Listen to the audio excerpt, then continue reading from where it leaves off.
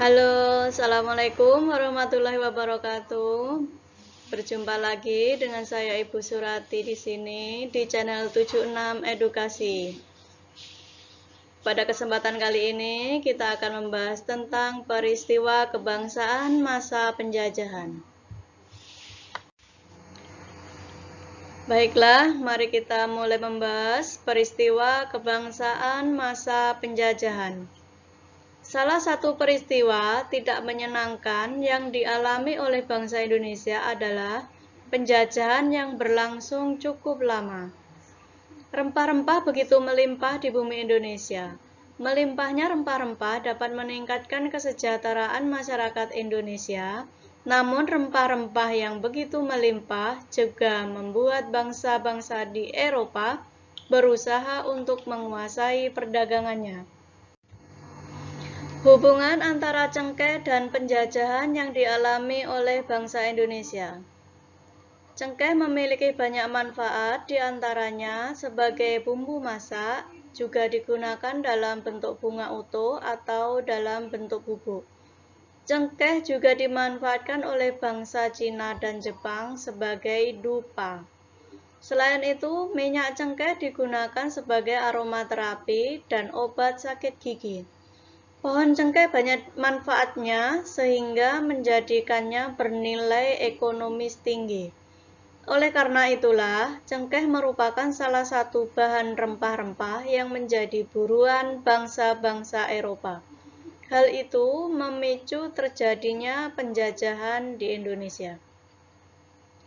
Bangsa kita mengalami penjajahan cukup lama. Selama masa penjajahan, bangsa kita mengalami penderitaan akibat adanya penindasan. Pada masa pemerintahan kerajaan-kerajaan Islam di Indonesia, datanglah orang-orang Eropa yang mengadakan pelayaran samudra. Kedatangan orang-orang Eropa di Nusantara awalnya disambut baik oleh bangsa Indonesia, namun ketika bangsa Eropa itu berusaha menguasai Nusantara, mereka mendapat reaksi keras berupa perlawanan-perlawanan di berbagai daerah. Lalu apa sebenarnya yang melatar belakangi bangsa-bangsa Eropa tersebut datang ke Indonesia dan akhirnya menjajah bangsa Indonesia? Latar belakang bangsa Eropa datang ke Indonesia. Faktor-faktor pendorong penjelajahan samudra. Yang pertama, adanya keinginan mencari kekayaan. Kekayaan yang mereka cari terutama adalah rempah-rempah. Sekitar abad ke-15 di Eropa, harga rempah-rempah sangat mahal. Harga rempah-rempah semahal emas atau gold. Mereka sangat membutuhkan rempah-rempah untuk industri obat-obatan dan bumbu masak. Yang kedua, latar belakang yang kedua, adanya keinginan mencari kejayaan. Di Eropa ada suatu anggapan bahwa apabila suatu negara mempunyai banyak tanah jajahan, negara tersebut termasuk negara yang jaya atau glory. Dengan adanya anggapan ini, negara-negara Eropa berlomba-lomba untuk mencari tanah jajahan sebanyak-banyaknya.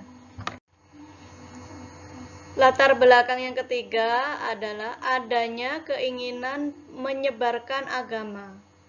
Selain mencari kekayaan dan tanah jajahan, bangsa Eropa juga membawa misi khusus. Misi khusus tersebut adalah menyebarkan agama kepada penduduk daerah yang dikuasainya. Tugas mereka ini dianggap sebagai tugas suci yang harus dilaksanakan ke seluruh dunia dan dipelopori oleh bangsa Portugis. Selanjutnya, latar belakang bangsa Eropa datang ke Indonesia, selain 3G, yaitu gold, glory, dan gospel, terdapat faktor lain yaitu perkembangan ilmu pengetahuan dan teknologi berkembang pesat. Contohnya seperti berikut. 1. Dikembangkannya teknik pembuatan kapal yang dapat digunakan untuk mengarungi samudra luas. 2. Ditemukannya mesin untuk persenjataan senjata dapat digunakan untuk melindungi pelayaran, ancaman bajak laut, dan sebagainya. 3. Ditemukannya kompas. Kompas digunakan untuk penunjuk arah sehingga para penjelajah tidak lagi bergantung pada kebiasaan alam. Untuk menentukan arah, biasanya mereka berpedoman pada bintang, sehingga jika angkasa tertutup awan, mereka tidak dapat meneruskan pelayarannya. Dengan kompas, mereka bebas berlayar ke arah manapun tanpa gangguan baik siang maupun malam. Demikianlah pembahasan materi pada kali ini. Semoga bermanfaat buat kalian semua. Bila ada pertanyaan, silakan bertanya di kolom komentar. Wassalamualaikum warahmatullahi wabarakatuh.